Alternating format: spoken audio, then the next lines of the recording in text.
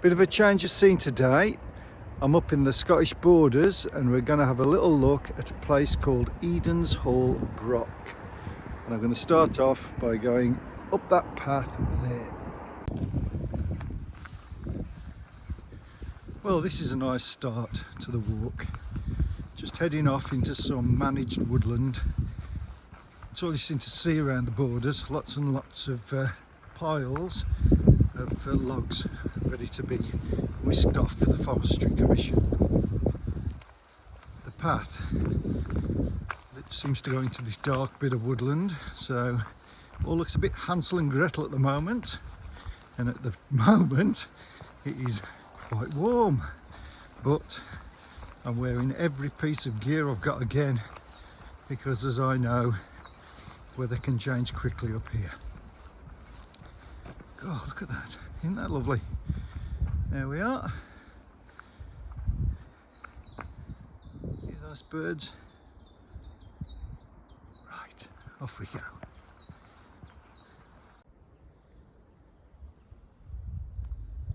Never ceases to amaze me the number of wildflowers that you see growing on the roadside in Scotland. I'm always tempted to pinch a few and take them home to grow in my garden, but we mustn't do that.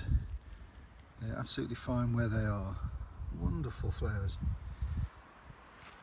The path continues along now.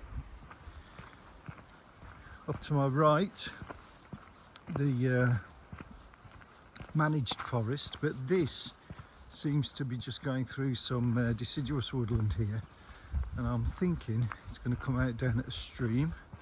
I think I can see a little cottage or something down here. I'll have a closer look at. And here, look, walking by the side, you can just hear the brook trickling along.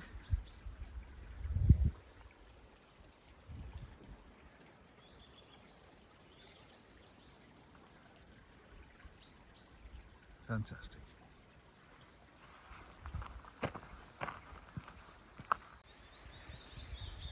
That was a nice surprise.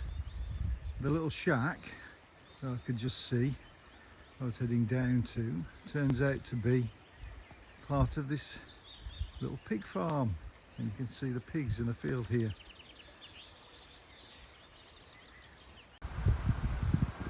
Well, this is a bit of a surprise. I've just walked down and this is the White Adder, the river running through here, and I've come to a ford now.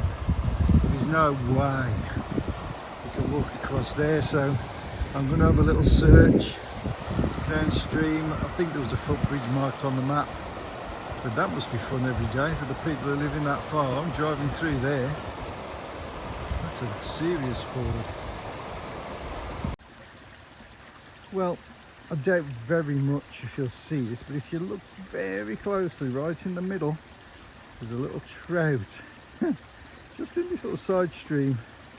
He's sort of on that light coloured rock in the middle. You'll just see his tail going. If you look closely. Well, there you go. I've seen a fish. I think it's a trout.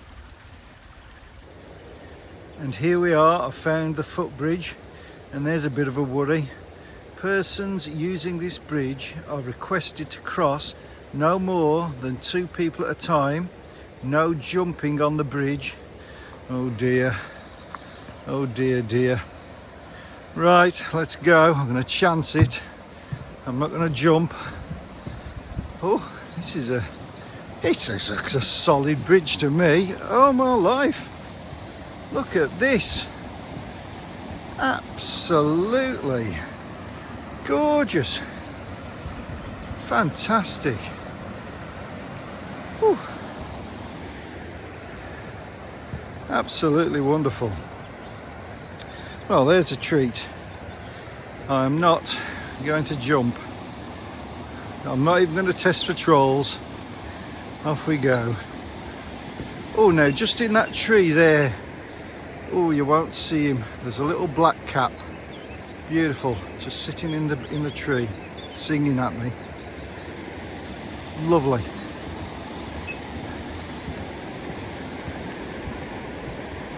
I made it. I made it. And I didn't fall into the river. Fantastic this is. What a treat. Oh, I see. Elba is the name of this house.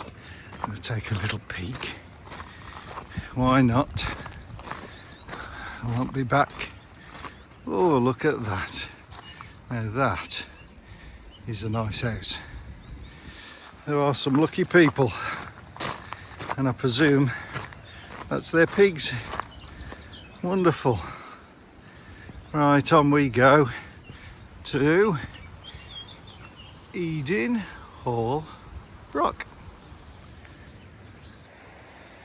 I've just got to show you this blossom on the trees.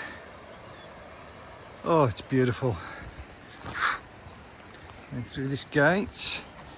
Oh, I always do this. Unlock. There we are. Apparently there's livestock in the field. I've not seen much in the way of livestock in the borders. Mainly seems to be arable from what I've seen, but it does say livestock in the field, so let's hope it's not a bull. Let's hope it's a couple of sheep. I can cope with sheep. Alright. Right, we're above the stream, looking through this amazing blossom.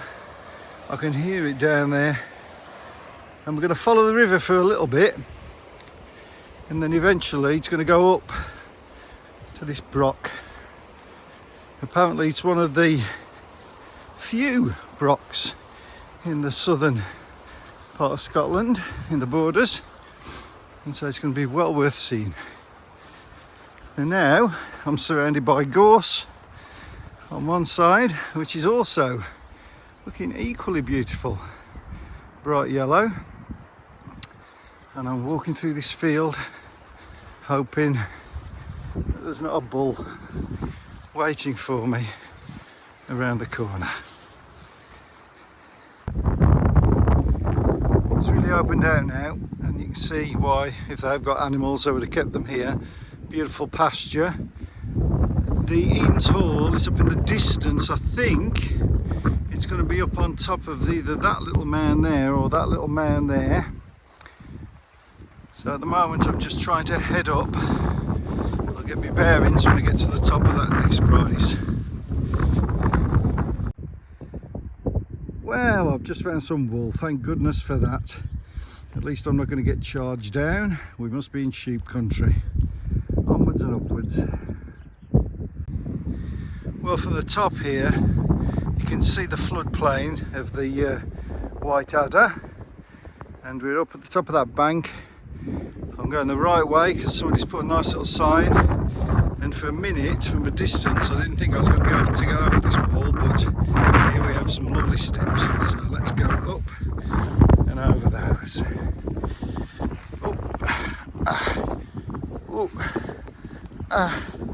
And from the top, fantastic views, panoramic, and we're going along this ridgeway now, which I imagine would have been the way that people used to get to the broch, because there's no other obvious route.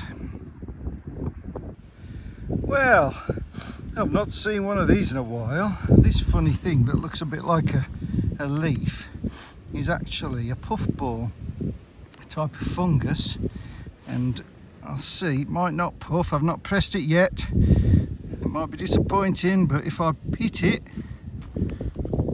oh yeah, if I squeeze it, you might just see that it puffs. Oh yes, quite a lot then. And I'm not harming it by doing that. That is what it wants. This is its fruit, or it's the way that it reproduces, and it wants all that little dust to go all over the field, and they've got a chance of forming more puffballs, and so I'm doing it a favour. Very strange inside, very feathery kind of texture, very light and soft, and it looks a bit like a If you've ever left an apple in the cupboard like I have for a couple of months, that's what they look like, and that's a puffball. How's about that? There you go. I'll put him back in case somebody else wants to blow some away.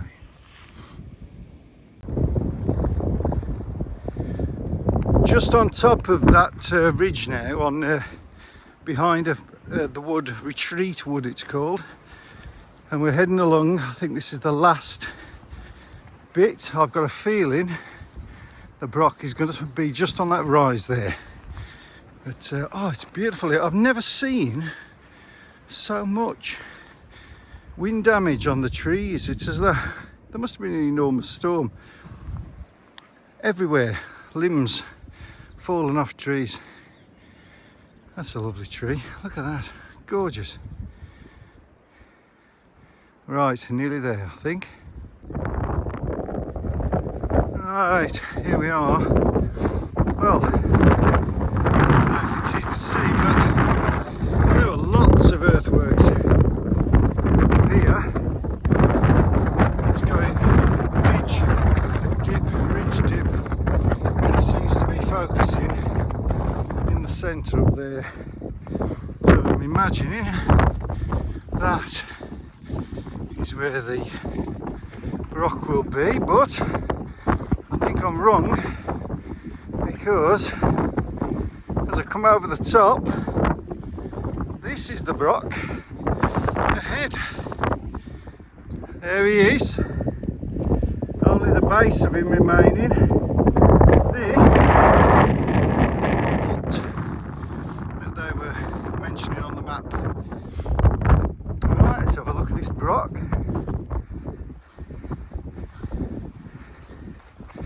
They were stout sort of brick buildings built in the Iron Age 2,500 years ago, and mainly in the north of Scotland, and this is one of the rare examples of one in southern Scotland, in the lowlands. You can see here there's like circles. So I'm standing here, this one. That is a very clear circle there. That is something, isn't it? And then looking down to the broch.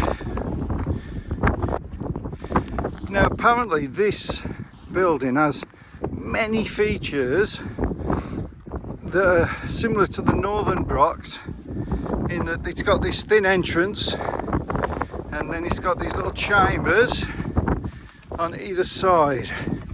Just seeing here, so they would have had these little chambers that came in. But unlike the northern brochs, this one would seem to have not been roofed.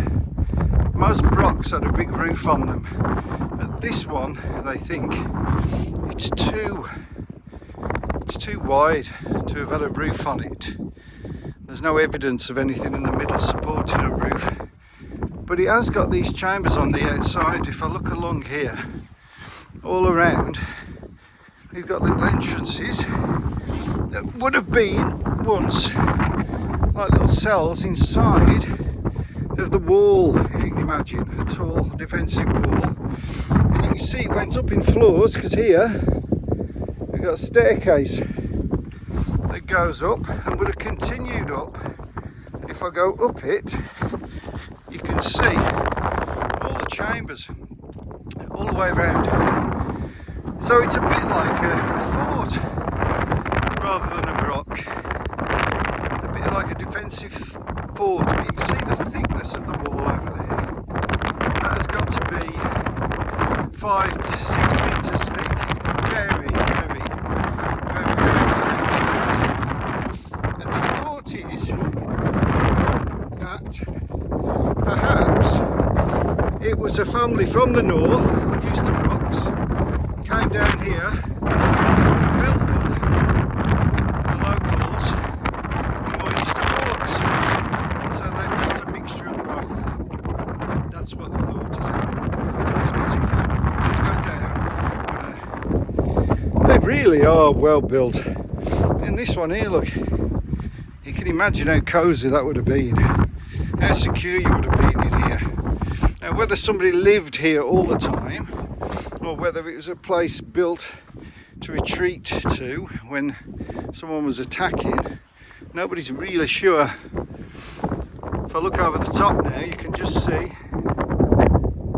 the grand house down in the valley, beautiful, and then that is the view. You can imagine when these were full ramparts, when it went right up to the top, you can imagine what the view would have been like from there. And having walked up the hill, I can tell you, you wouldn't want to attack anything after climbing that hill in Nomad. Oh, well, I'll tell you what, it's a beautiful place to sit out the wind. It's really still in here, beautiful. So I'm going to enjoy my lunch, then I'm going to get my camera out and take some photographs. It is still, no wind. Right, I'm going to take some photographs, but I think I'm going to stick to handheld today because it is so blowy. I don't think I'll get a steady image if I put the tripod up. So handheld it is. I'm going to go up to the top on these mounds and see if I can get a view of the broch from the top. Well, it is very windy. I'm panning around now over the fort, and then you can see the broch there, and then it goes up, and as you can just see now, because if I go down and up, you can see the defences, a series of ditches. So I'm going up one side, down the other, and then over here, it's a really big defensive ditch, and so there's at least 2 good defensive ditches before you even get to the broch. So I'll see if I can get some good shots with my camera from here. And what a great spot. You can see what they built here. You can see that it's right next to the river Whiteadder, which is flowing along the valley, and that would also provide water for the people who lived here. And then of course you're on this hill, which is amazing for protection. It would be very difficult to attack something on this promontory. Up the top there, you can see there's another hill, and I wouldn't be surprised to find out that there was another fort on the top of that, but I'll have to look at that when I get back home. Lovely. I'll just go along now, and you can see the lines of these ridges, and you can also see that they've been constructed with these rocks. They've been piled up where it's all worn away. Here you can see it, a mixture of rocks and dirt, and then here there's a raised section which might have been an access through, and there you are. You can see how deep it is, very deep.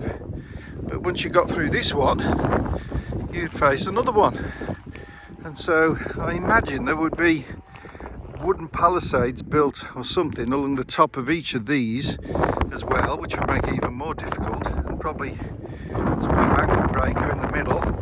And obviously they wouldn't have been as undulating as they are now. They would have been very steep when they were built, with almost vertical sides, which would have made it very difficult to get up and down. Right, I'm heading up and down now, back, and I'm going to have a nice stroll where I came. I think there's no other obvious route down, and I really enjoyed this walk.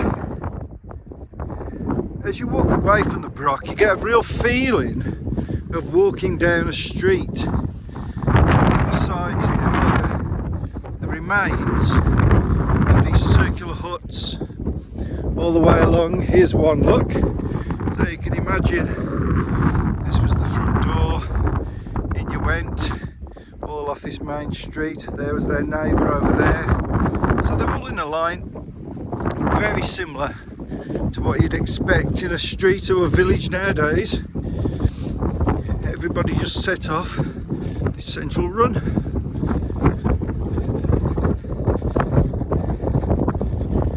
It is amazing. 2,500 years ago. Not so different to today, really.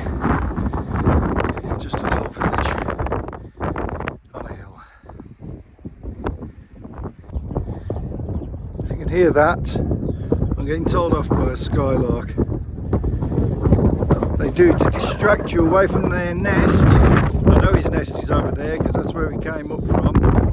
And now he's flying directly above me,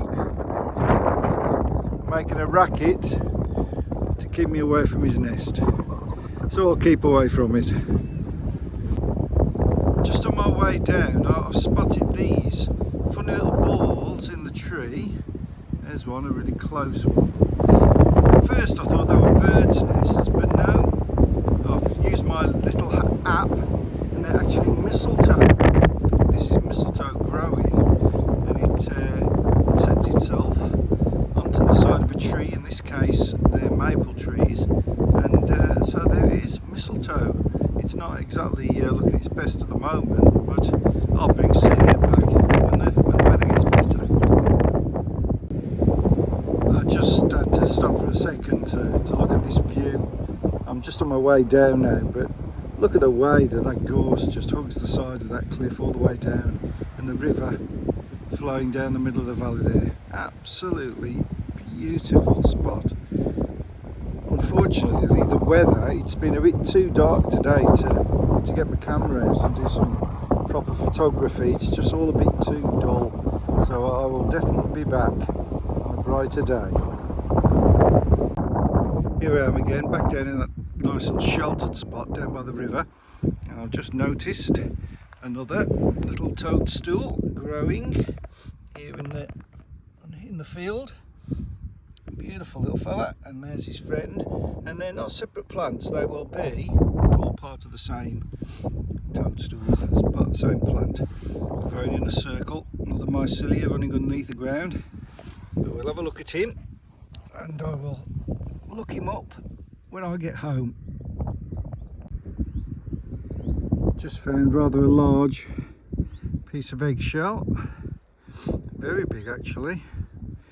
I don't know what kind of bird that is.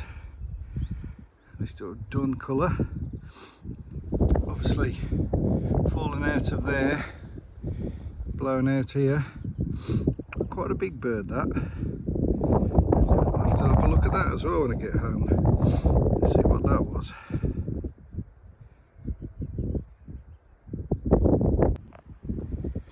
And another slightly speckled one, a little bit smaller than the last egg, so presuming it to be a different species to the one that I found just a few feet away. Again, coming out of this here gorse. Beautiful actually. Can't have been there very long. Another one to look up when I get back. And a feather. Very pretty. Again, no idea. I don't know what all these things are living in these bushes. Hearing that stream again, back through the blossoms.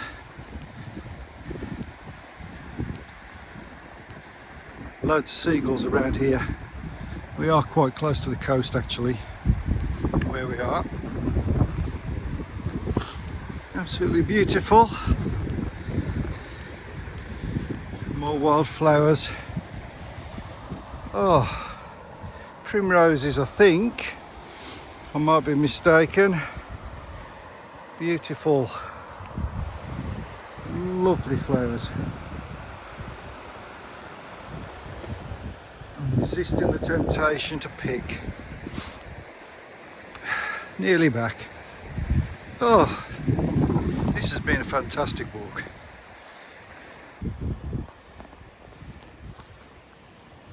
And one last treat. We have some wonderful forget-me-nots just growing on the edge of this path. Look at the colour of that blue. Absolutely beautiful. Oh. just in case the bridge has fallen since I start my walk. Luckily I've got a nice little boat here that I can use to get across. That's a nice garden.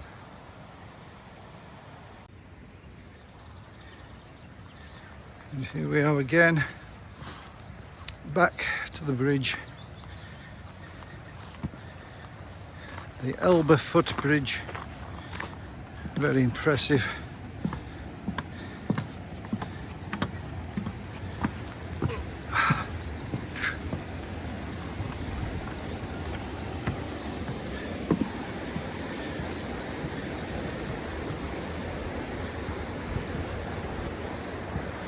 One last look.